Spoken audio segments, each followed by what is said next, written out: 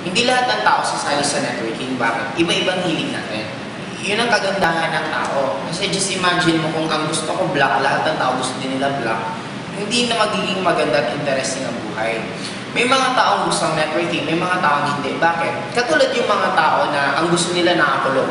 Nakakulong sa isang kwarto, na yun at yun lang ginagawa nila. Mahirap mo rin sila mapa-networking. Bakit? Ang networking more, ito yung mga outgoing na tao. Ito yung mahilig pumunta sa iba't ibang lugar. Ito yung taong mahilig sa challenges. Yun ang normally mga taong nag-networking.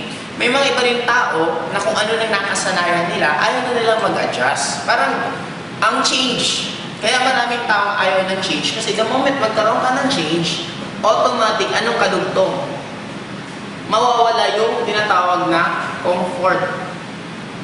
Magiging uncomfortable ka sa ginagawa mo the moment nagkakaroon ka ng change. Kaya maraming tao na gusto nila kung ano nakasanayan nila yun lang kasi nandun na sila.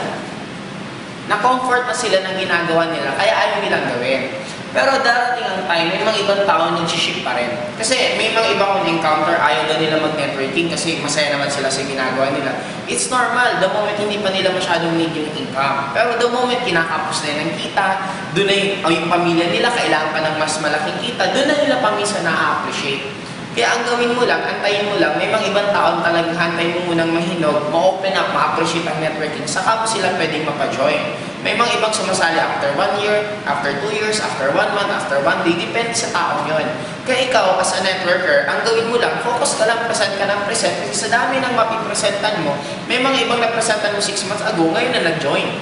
In short, ang gagawin mo lang, tuloy-tuloy ka lang mag-present para yung mga disilido na hinog na, kung sa prutas, parang hinog na sila, at least pag napresentan mo, automatic sasali na rin. Kaya wag ka lang mag-focus sa matatagal pa. Kung wag kang mag-focus sa hilaw, mag-focus ka lang sa hinog. Kaya lang, paano malalaman yung hinog na sa hindi? Malalaman mo lang the moment presentahan mo. It's up to them kung gusto nilang mag-join or hindi na natin problema yon. Basta trabaho lang natin, the moment na presenta natin sila, it's up to them kung okay sila or hindi.